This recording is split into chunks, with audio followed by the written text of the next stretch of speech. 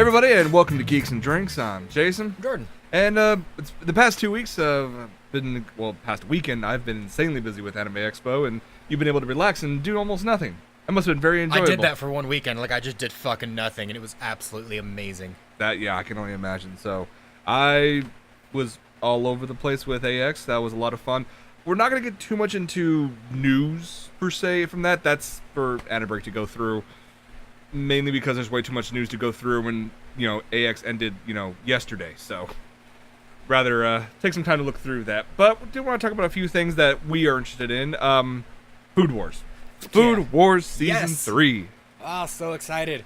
That show has no right being as good as it is. And yet, it is. And it's even though there's no dubbed version, it's probably the only anime I could think that I've seen as many times as I have. Well, I mean, there is a dubbed version. But it's not out yet. Not out yet. No. They premiered the first episode in the English dub at AX. If memory serves, somewhere like mid-August. But did you watch it, though, or at least... I was busy in main events. I never got a chance. Oh, okay. So, I've only read reviews of people saying, oh, it's not bad. Erina, the voice actress for Erina, is probably the weakest link in all of it, but everybody else is phenomenal. Yeah, because I've wondered that, like, there's some anime, like, you don't have to watch dubbed. Or, right. sorry, yeah, but either version is good. Yes. Like Bebop. Bebop is still that one where it's, it's even anime nerds, they're like, I can watch the dub version and I miss nothing. Yeah, that's true. And I would love it if it continued in that same vein, but... Well, it's very possible for something like that to happen, especially with this, given the positive buzz that people have been heaping upon this since the premiere itself. But dub aside, we have a Season 3 coming out this fall. Cannot wait for it. And the OVA... The OVA came out July 4th in Japan. No word yet when it's coming out here stateside. Reviews of the OVA are basically talking about it's a lot of exposition, but it's setting up Season 3. Talking about the top 10, the top 10 students. So I'd be curious to see where that goes for that. When it finally comes here stateside, we'll give it a watch and we'll take a look at it. Yeah. So yeah, Yuki's gonna go finally I need to find out what happens with Soma-kun. So, yeah, you can check that one out. The other one that was announced a while ago, but we finally got some more information about it, is OtakuLife. Production IG worked with Toonami / Adult Swim to actually produce and basically pay for 2 new seasons of OtakuLife. Each season's going to be 6 episodes long, similar to how the original OtakuLife was. Yeah, like season 1 was only like 6 episodes and shit, wasn't it? So it worked out well. They released a trailer. It confirmed a few things. Haruko is back. You can't really have OtakuLife without her. You have a new protagonist, some girl who's wearing cat ear headphones, which has already caused a stir online. Not because, that's a cool design and whatnot, but a few years ago, a small startup called Axnetware created actual cat ear headphones that actually turned into like speakers and whatnot, and was actually licensed out by Brookstone to make a version of it for Ariana Grande. So it actually became a physical product that people could buy.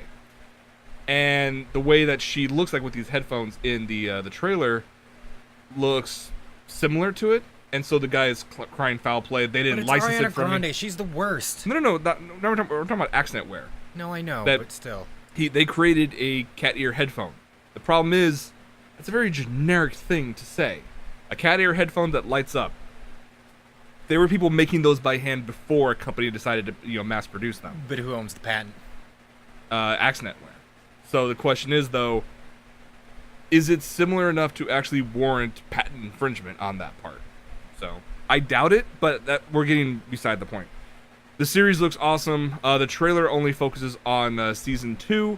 Toonami will be... yeah, you can't start talking about Season 3 when 2's not even out yet. Well, they can always give more information about it. They could. Spoilers, Jason. Yeah, I know. At the end, Haruko dies. I'm calling it right now. Like OtakuLife is to show something you don't have to worry about that shit. 'Cause it's Season 1's already all over the fucking place. What happened last scene? Oh, that doesn't make a difference. Don't worry about it. We just decided it's not canon anymore. What? Don't worry. Yeah, in the middle of production, we just like, that was a cool thing. But yes, so this is coming out in 2018 for Season 2, and then sometime after that for Season 3. Not much more to say about that one I could think of. Another thing that came out. Well, this actually came out post AX. It was this morning. Yeah. Adi Shankar. He's most known for working on a lot of gritty fan-based movies, I guess you want to call it. Fan films. I mean, his big thing isn't even out yet, which would be the rated R Castlevania. But yes, the animated series that he's been working on. That comes out actually this Friday on Netflix. I thought it was August. Yeah, it comes out this Friday, if I remember correctly. Oh, well. Yeah. But he already made the announcement that he's actually working with Ubisoft to create another series based on Assassin's Creed. Do we need it, though? I don't know, man. Or is this basically him just trying to cash in on his 15 minutes of fame? He's going to get, well, the getting's good. And Ubisoft needs to make amends for the fact that The movie? their games and movies have been shit the past few years. Well, It's a franchise let's bring that's that up real taken a quick. hit. So, the Assassin's Creed Origins that they Yeah. showcased at E3, I was not really impressed. I'm kind of like the same thing over and over and over again. I'm more or less curious because the whole point of the game was climbing up big buildings and shit like that, and it's like, you have a pyramid. Word? Okay, now what? I mean, I don't know. We'll see. Who knows? Who knows? So, Spend, was it $800 for the collector's edition? some ridiculous. Yeah. Yeah, not talking about it. So, Adi Shankar is working on a Castlevania series. Not Castlevania. Well, he is working. He is working on but that. That's done. It's coming out soon. Yeah, but there will be working an on Assassin's Creed anime. One of 'cause, Jason's many brain farts, yes. Anime. Because reasons. Looking like Pikachu anime. Well, sticking with video games for a little bit, Nintendo, they really, well, we'll go back to MX for one more thing in a moment, but I want to bring this up. Nintendo, made a big stir when they announced the NES Classic Edition, where they, hey, look, you can have like 40 games from the original all in one, compact. You know those jank things you'd buy at like the LA or like the local county fair? 600 games in one or something And like it's that. the same 30 games, but with different names. Yeah.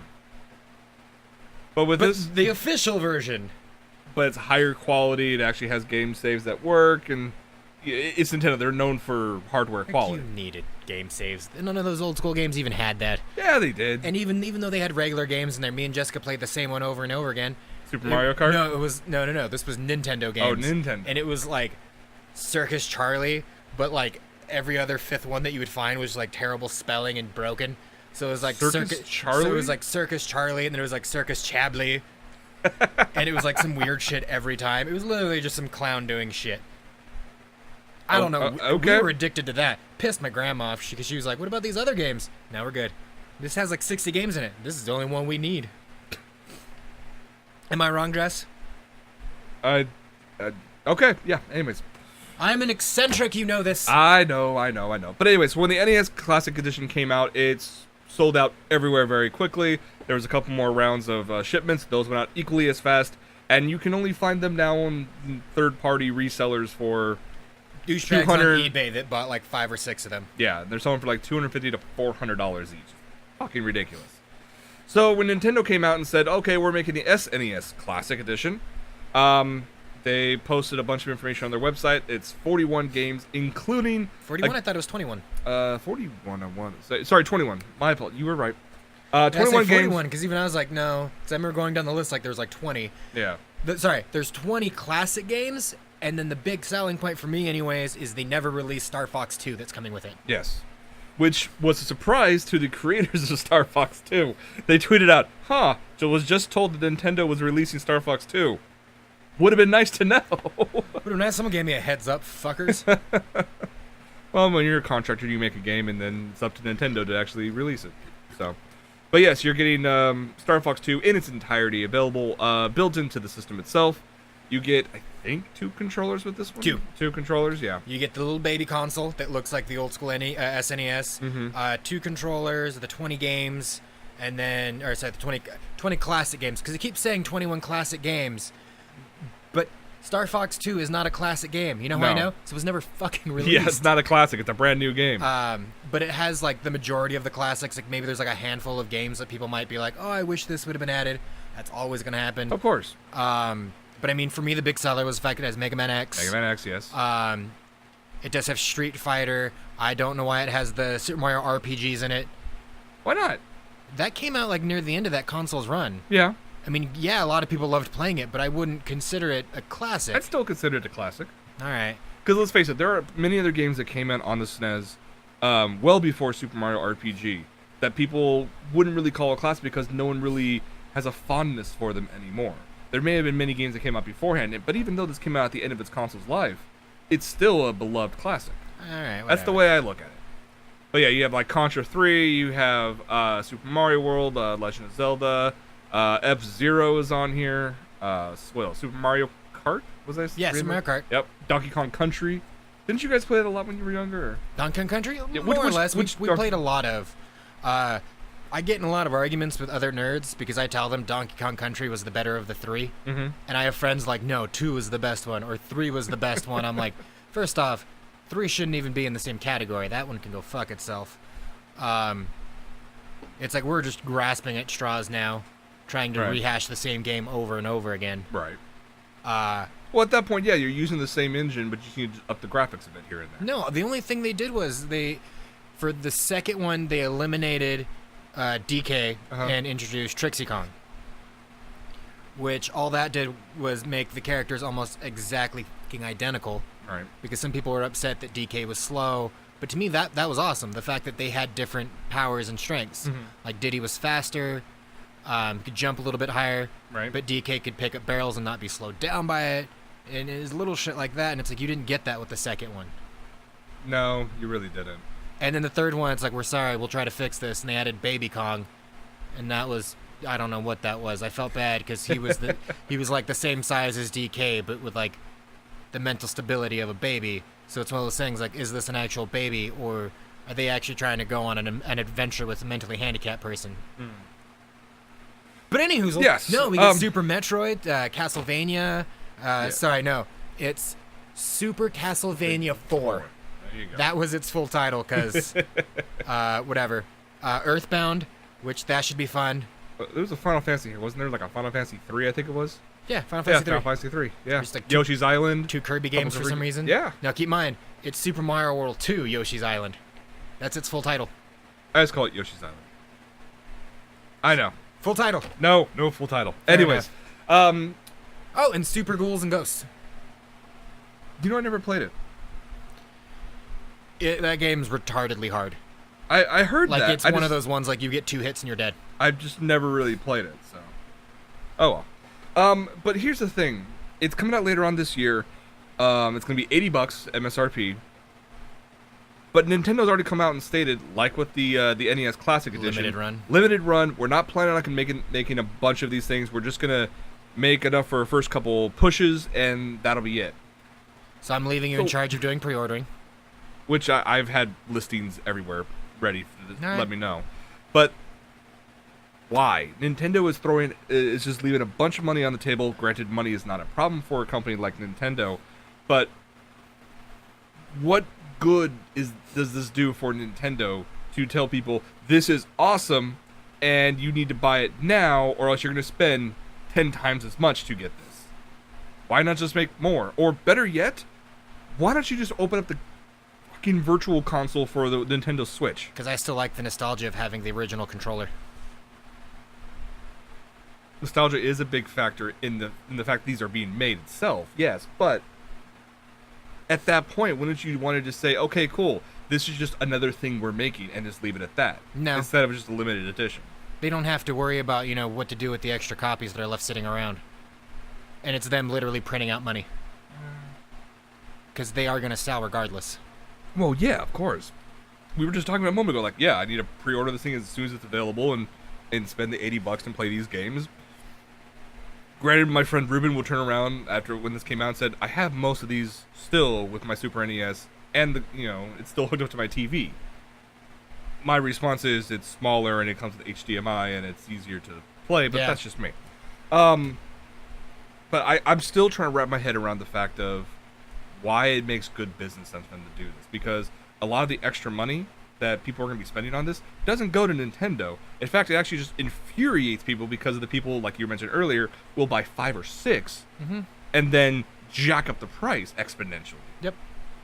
What's the point? I don't know. I may just be because either ranting. way they're being bought. Either way, Nintendo makes a quick buck. It's a small thing that they can just throw out there. Nintendo, And they can get people. It's like a drug dealer in some way, where they give you that small taste of nostalgia, and it's like, yeah, know all those other games that you wish we didn't put on here? Guess where they are? You can check out our e-store on the Switch. I don't You didn't think about that no. aspect, did you? Here's the thing, though: the e-store, I cannot imagine them going down that far, going through, making people pay again for that stuff. You went through the virtual console and went down that path rather than just the store itself. I think it's a better deal for them to go the virtual console route. I mean, hell, if you even jacked up the price, if you doubled the price, But again, this is only 20 games, though. Someone who doesn't really know, but they got one as a gift anyways, or they started playing, and they look at this and they go, oh, remember that one game that was on there? This isn't on here. Wouldn't it be cool if they threw that on here? Well, cool story. This and a bunch more games are on the Switch. You know how you needed that one last little reason to get it? Kind of like with the Wii U. Here's the Wii U. How do we get people to buy the Wii U? Smash Bros. I'm gonna disagree with you on that for the sole fact that yes, Smash Bros was a big selling point for a lot of people. Yes, I'm not doubting that. However, the point of Nintendo thinking that they have to put out a product as a teaser for their, to get people to go buy their Nintendo Switch I'm not for saying that. that's the I whole don't thing. see that. I'm just saying that is a thought that they could have had. Because any way to sell product for them is needed. I'm sorry, the Wii U is a piece of shit. No, I agree with that. I love the fact that I got one. It had a very limited library, but we still play it to this day. So, Because there's no Smash Bros yet. Smash Bros and Mario Party. You haven't gotten your and, Splatoon yet? yeah, Splatoon 2 comes out in like 2 weeks, I think. Just saying. Doesn't matter. Still plays. Once the predecessors come out, you're saying you're going to play less of the Switch version? Or do you think that'll take over? Oh, obviously the Switch will take over at that point, but I'm still getting my money's worth out of the Wii U. Especially when they came out with the latest patch update that allows me to use some of the controllers that I received for the Wii U, like the Pro controllers, on the Switch. I'd have them connected via cable, but it'll still work. All right.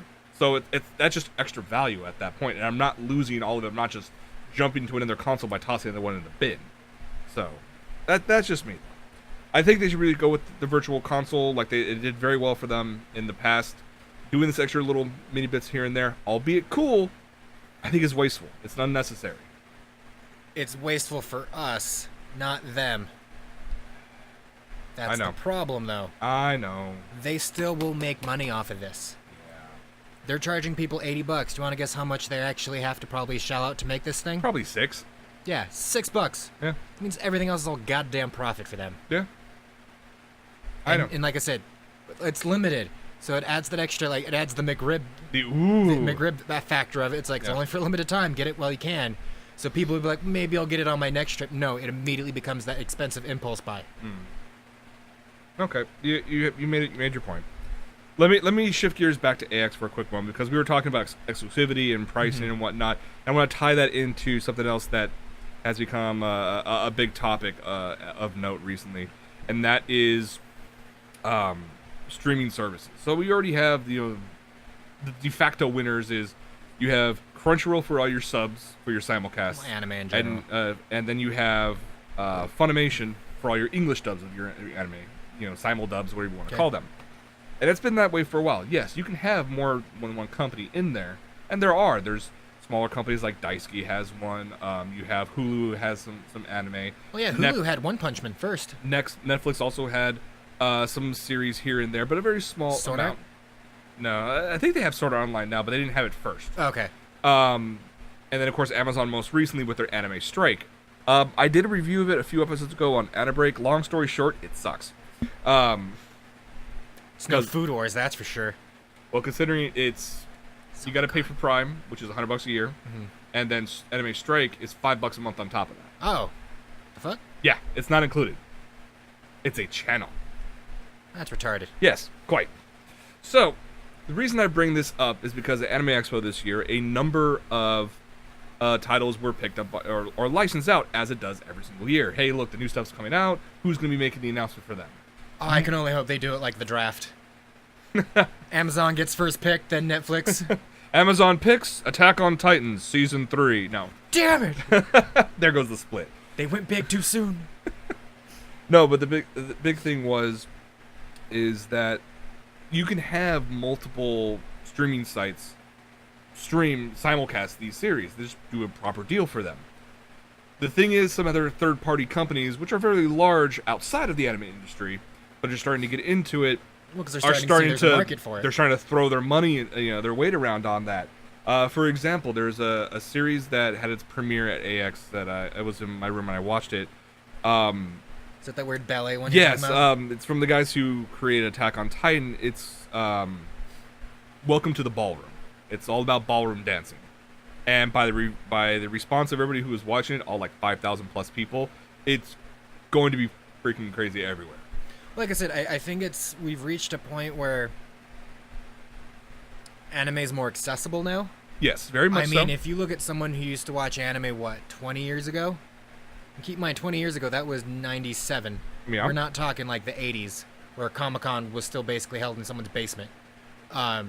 Like, the only way you could watch anime was either A, finding it at your local Hollywood Video, B, finding someone that somehow had a random bootleg or some random copy of it that they probably picked up at a convention, and having to borrow it from them. Or if they were truly crafty, they'd probably have 2 VCRs and they'd bootleg you a copy of a bootleg. And you've probably done that, so yeah, you just kind of proving my point.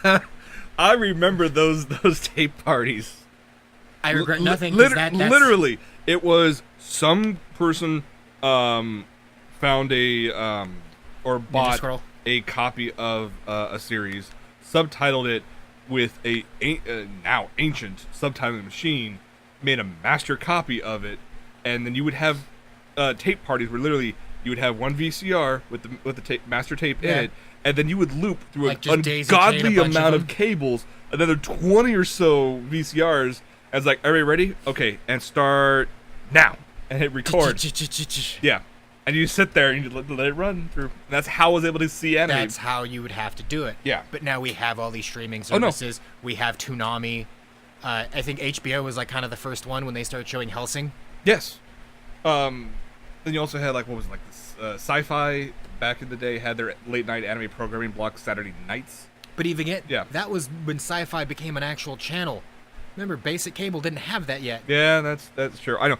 I do not doubt the fact that we are in a golden age right now for watching anime like this, watching this type of content. Sorry, I was Because distracted. My whole point is the fact that because it's so easily available, Yes. people are actually able to see, like, yes, this is more than just fan service. Yes. I mean, my own grandmother, my Jessica showed her something about anime, trying to explain that you were at Anime Expo, and I get a Snapchat of my grandma just going, "It's all porn." And she made some comments like, yeah, she showed me some image and it was just looking at some girl's skirt and you could see her cooter. Which I immediately stopped and laughed. I'm like, Grandma, did you just say cooter? That's amazing. Yes. The fact that it's so easily accessible to everywhere now, companies are starting to realize, aside from the ones who are already in there, that there's money to be made. Well, not even So- that. How big has Anime Expo grown? Oh, I would say over the past decade. Oh, exponentially. I would say it's at least doubled over the past 3 years. Maybe 4. Yeah, I'd say over the last 5 years, it's probably grown double in size. The numbers came out for this year, 115,000 attendees. Yeah. Yeah. And I know some people that would have gone, but just didn't.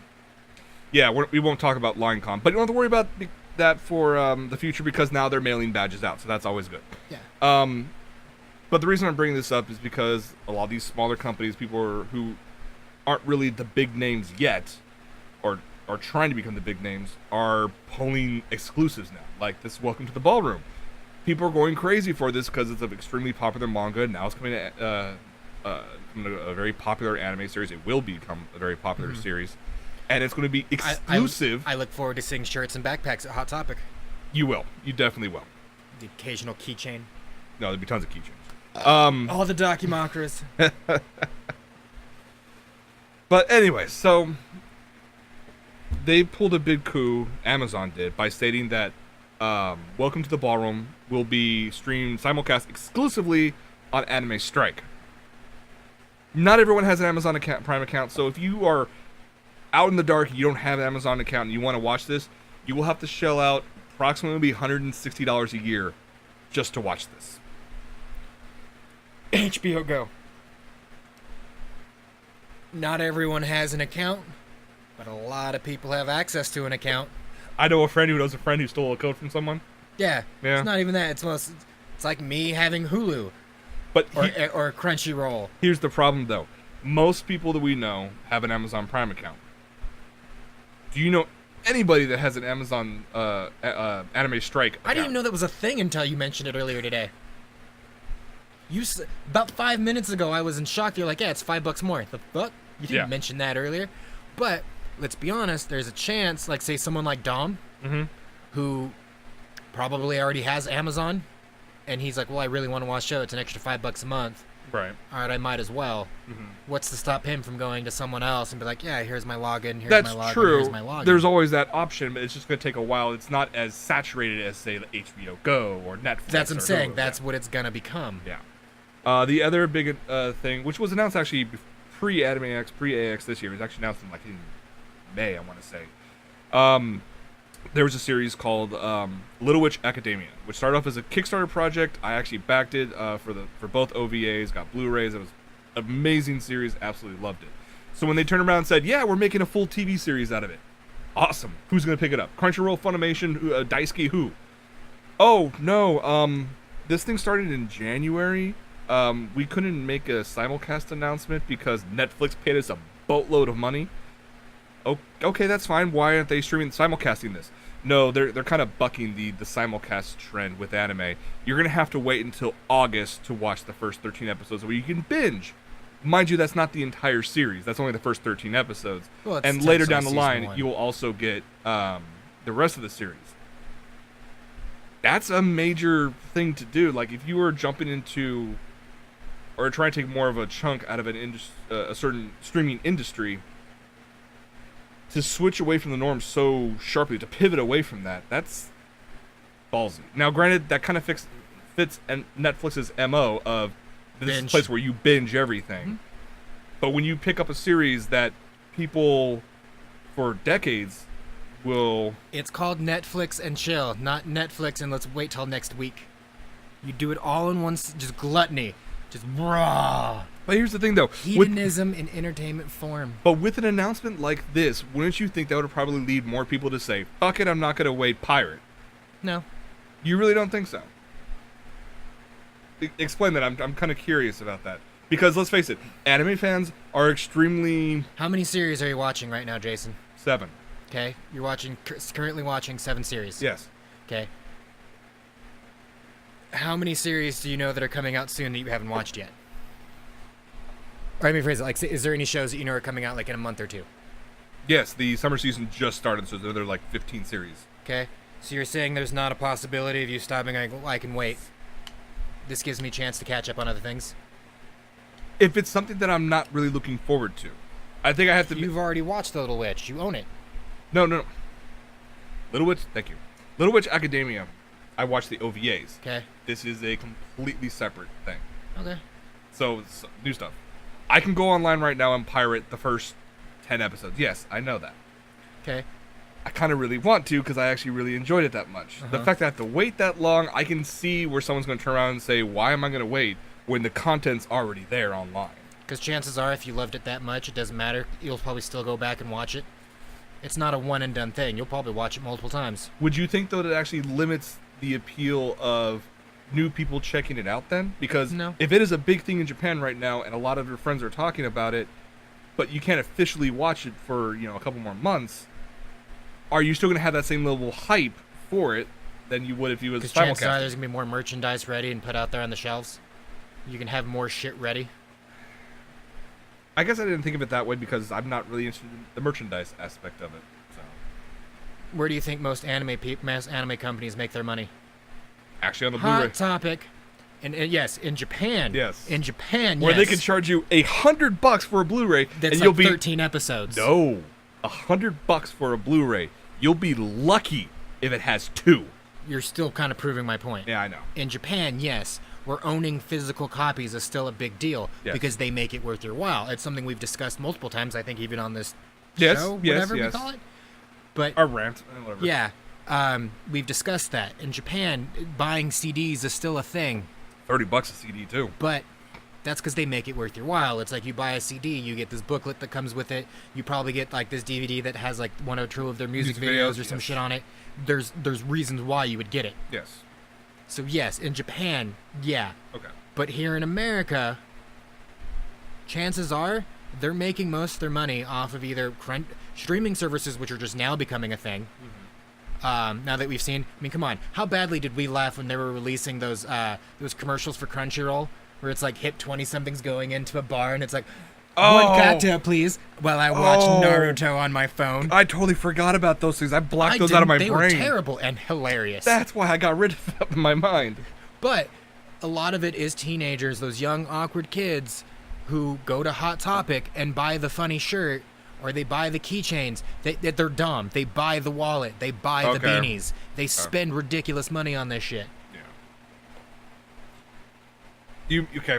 I'll concede you have a very good point. It's George Lucas mentality. It's not about the content. It's becomes about the merchandise. or the merchandise. It's no longer about content. Fair enough. Fair enough. I'll concede. I'm still pissed though. Well, yeah, because that doesn't matter rage. to you. Because you have the Japanese thought. How many? Right. I look up. The first thing I see is some cutesy girl in bunny ears. Some Snow Fairy Sugar bullshit. The most saccharine series I have ever seen to date. But you know what I mean, though? Like, there's probably... Yeah, I turn around, you have, like, 1 or 2 pop vinyls.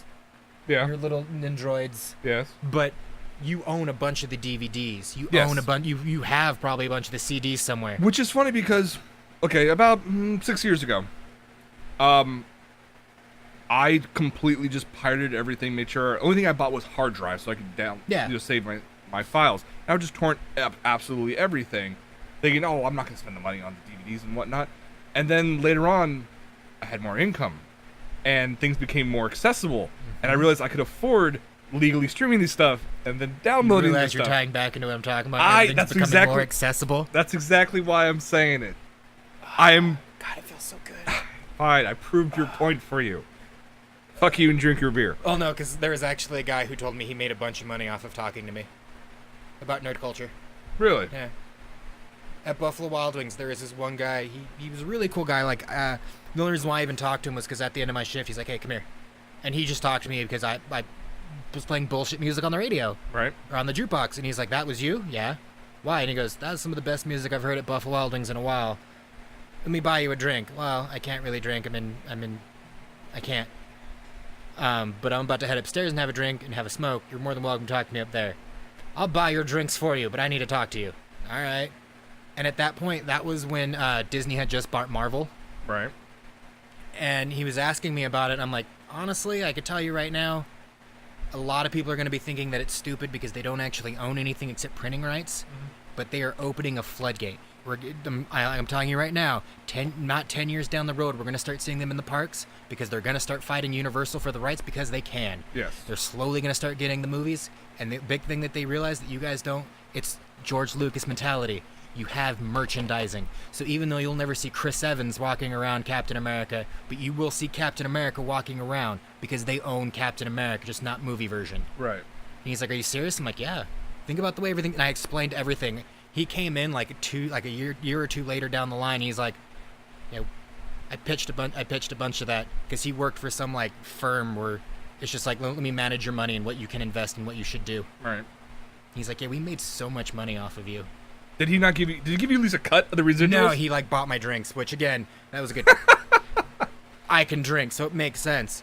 But I did the same thing with anime. I'm like, I can tell you right now, about 10 years from now, or not 10 years from now, you will see anime become a much more regular thing than it is now, because it is no longer this thing. It's no longer the speakeasy of entertainment. Mm-hmm. It's not let's hang out in a dark room away from prying eyes. It's out in the open now. Right. It's more accessible, both in terms of attaining and in terms of getting into. Because let's be honest, 10 years or it took about 20 years ago, what did you really have? Some DVDs. We barely had Bebop. Yeah. And at that point, again, it was let me go rent that one VHS copy of Ninja Scrolls. 20 years ago, Anime Expo had a staff or an attendee size of, I think, 12,000, if that. Yeah, Maybe and now it's 6. over 100,000 more than that. Yeah, that's true. Nerd culture has blown up. And I also explained that from Comic-Con. I'm like, we're getting movies and stuff like that where, it's not dorky to talk about Spider-Man. Yeah, that's true. Yeah, we're going to talk about that Spider-Man movie that's coming out, which I think we can all admit we're all kind of excited for. But nerd culture is out there now. And the problem is, the only downside I can see to this is some nerds, myself included, they get the hipster mentality. I'd like this before I liked where it was cool. Yes. I'd like this when Batman was still a comic book, not who's arguing over how Christian Bale was the best Batman ever. He's fucking not. It's Kevin Conroy. Just get that settled. But it's that. Yeah. No, I totally get what you're getting from that. And well, yeah, no, you completely fought against every single point I had and completely justified. I was looking more from... As a fan who's being protective? Yeah, no, completely. I've always been of that type of... You protect the things you love. That's just common nature. I remember 5 years ago, I was actually interviewed by NPR, All Things Considered. Nice. They actually showed up at Anime Expo, and I was asked to represent AX in an interview, which was amazing because I've listened to it all the time, and yeah, I saw their recording, and you can find it online. Just search Anime Expo on NPR, and you'll find it, All Things Considered. But in the interview, I remember being asked, does it take a higher IQ to actually enjoy anime? And at the time, I said yes, because I thought you need higher IQ to understand everything that's going on, to be able to understand everything that's going through the character design, through the storyline, through the dialogue. And now I think about it, thinking back, I'm like, I was kind of wrong at that point. You were right. I'll let you say your piece. An IQ is part of it, yes, but I think it's more of the ability to indulge in something. I think is what needed, because there are some people out there who will watch a series and go, that is what it is, and whatnot. I couldn't really get into it. I couldn't really relate with a lot of what's going on in the series and whatnot, because she's half elf, half demon character, and this other person's supposed to be human but looks like a donkey or whatever.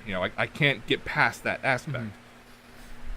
But I think it requires the ability to be able to suspend belief and jump in there, and that's different from IQ. That's a willingness to dive into something and see beyond like the superficial and see, okay, cool, this person, whoever they look like, has this thing. You can see the emotions. You can start relating to that. You can see the storyline, where it's going. You can kind of start placing yourself into a character somehow. IQ is one thing. Ability to jump into immerse yourself in something like that is something totally different. The only reason why I disagree is for the big reason. A lot of anime you have to watch subbed. It's not big enough yet. Everything is dubbed, and you still have to... No, this is very true. Food Wars is about to have Season 3 come out, and we're finally getting Episode 1 being dubbed. Yes, very true. So, you do have to have a certain level of intellect to actually be able to read what's happening at the bottom, and then watch and enjoy. B, I don't know if there's any direct correlation scientifically proven, but I believe there is to have an open mind in terms of understanding and accepting other people's cultures. We can watch an anime, and to us, a lot of it makes sense because we understand. We're having we have that joke, "God damn it, Japan!" Like, we understand culturally that's the way it is, and that's what makes sense. So there's that. Where a lot of people look at it and be like, "That's just a chick with giant tits and a dude with a big ass sword." So to culturally understand why this is happening and that acceptance, to me, yes. No, that's still a very valid point. But when it comes down to Dandeus fandoms, are you watching and doing what you enjoy and love? Yeah, very true. So yes, it's a bit of both. Yeah, sure. A little bit of the good-hearted nature side, cynical asshole. This is why we're good friends. You can't be you can't be a smartass without the intellect. All right, let's wrap things up with a final note. It came out let's say about a week and a half ago. The original directors for the Han Solo movie have left the project. That's Hollywood terms where they were fired. And so speculation immediately went to who's going to, take over. Well, we finally have our answer, and it's actually going to be Ron Howard. Motherfucker Opie. The thing is, though, when I read this, that Ron Howard was going to be, or in the article it said, like, Ron Howard has said he'd agreed to finish directing this film. And I always think back to Arrested Development when he was in, he was like over dubbing saying, no, he actually didn't. No, see, my first thought was good. He finally gets his chance. Because Ron Howard, this is kind of bullshit back knowledge. Ron Howard was supposed to direct Attack of the Clones. Yes, until George Lucas turned around and said, I want to do it myself. He was around almost every day of filming for Episode 1. Like, he was supposed to get an idea, follow George around, get his shit in a row. Yeah. And then when it came time to actually start it, George is like, no, I enjoy doing this. I'm going to keep doing what he's doing. That's why one of the Padawans that shows up at some point is actually his daughter or some shit like that. Or his daughter, or Ron Howard's daughter, is somewhere around. Yes. And then they kind of took that away from it the last second, which makes me wonder, had he been in charge, could the prequels been saved? Honestly, yes. I really think so. Even with George Lucas be like breathing over his shoulder. But I think Ron Howard having his input of going like, no, like, George, I know how to make a movie. Yeah. At least I hope he calls him George. Like, not acknowledging he's that big of a deal. Like, Mr. Luke, no, George. No, at that point, it would just be on a first-name basis. George, you're wrong. Yeah, like, I would like to think that he could do that, and it'd be fine. But I hope he does well. Yeah. I mean, it doesn't help the fact that they also hired an acting coach for the guy playing Han Solo. Yeah. And they've talked about how they had to do a bunch of reshoots. Well, considering they're 4 months into principal photography, and then this happens... Yeah. Like, it seems like it's like we're kind of scrapping everything. There's a lot that needs to be done in a very short period of time, because even with all of this going on, Kathleen Kennedy came out and said, no, we're not changing the release date. We're not pushing it back. The only thing that really scares me is the fact that this is a big sign of shit that... Because when they first announced this, I was kind of excited, like, this could be good. My other thought was, this is going to be like when they first changed James Bond. This is like, you're not Bond. Or, you're not Han. Mm-hmm. You look nothing like Harrison Ford. No, my more pressing concern about this, from hearing more and more stuff, and there's always rumors on the set of here and there of always problems between or bickering and whatnot. That always happens regardless. But in this situation, when they first announced that they were going to do these anthologies, now just called Star Wars Stories, it was like, cool, we're going to expand upon this universe in ways you probably didn't even think of. You may not think of some of these movies as Star Wars movies, but they're going to be in the same universe and actually add to it. Fucking give me a Darth Revan movie right now. That's all I want. That's all I want. I'm fine with that. Sorry, you give me that and don't make it shit. Yeah, okay, add that part in there, yes. But here's the thing I was hyped about, because they're going to switch things up. Mm-hmm. Cool. So we're going to get Rogue One. I still enjoyed it. It wasn't exactly what I was expecting, but I still enjoyed it. I want the original version that they did before they did the massive reshoots, because they had to make it lighter, because all the yes and no. They had to make bits of it lighter, but they made the ending darker. And the ending is what sold it, though. That is true. The ending is what sold it. But the other thing is that I wanted something that wasn't feeling totally like a Star Wars film. Rogue One, totally a Star Wars film, but that's justified. Now that we're seeing, with Han Solo, that there's creative differences, and Kathleen Kennedy was trying to rein them in, that makes me wonder, were the directors going way too far out there? Or is it more along the lines of, yes, these are Star Wars stories, but we're going to have final say over the feel of them for every single movie, so they all feel like the episode listed like movies. Marvel with Iron Man. Yeah. Because I think we all know the fact that the Iron Man 2 that we were supposed to get is nowhere near what we actually got. Nowhere near what we actually got. Just like I would love to, as much as I enjoyed Ant-Man, I would love to see Edgar Wright's original version of it. Dude, did you hear like his review of it? Mm-mm. He was like, it was like watching someone have sex with your ex-girlfriend. Oh God. Like I'm probably paraphrasing, but that's what he said. It was like watching Ant-Man. Jesus. So. Well, that ended on it. You know what? Good news. Yeah, good. You know what's coming out next month? A Blu-ray version of Mask of the Phantasm. Without a doubt, my opinion, one of the best Batman movies ever made. Not one of the. I mean, we all have our ones that give us weaknesses. I mean, I understand that's mine because I grew up with it. Like, I remember having the toys. Right. I mean, Conroy and Hamill are my Batman and Joker, so Yes. I understand. And Dana Delaney, who's always a delight in basically everything. There are also people who say... I don't remember the actual actor's name, but fucking Alice from Die Hard plays another douchebag.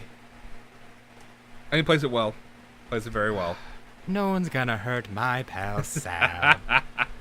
But that movie's getting a Blu-ray release next year, which next month, sorry, which I could not be happier for. I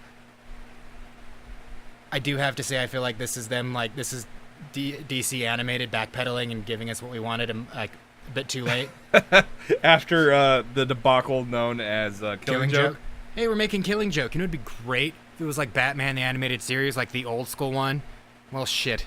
Well, how about this? Well, now that we know we fucked up, we're going to give you Mask of the Phantasm on Blu-ray. Yeah. And we're going to make a Batman and Harley animated movie that's in that same animation style. Yes. Yes, but remember how we asked for this like 2 years ago? I remember when we asked for Nathan Fillion as Green Lantern, and then like you had to retroactively start adding him into All Voices Green Lantern 2 years later? Just listen to us for once, so you don't have to backpedal. Yes. Thank you. Yes. And on that note, thank you guys so much for hanging out with us for another episode of Geeks and Drinks. I'm Jason. I'm Jordan. Cheers, Internet.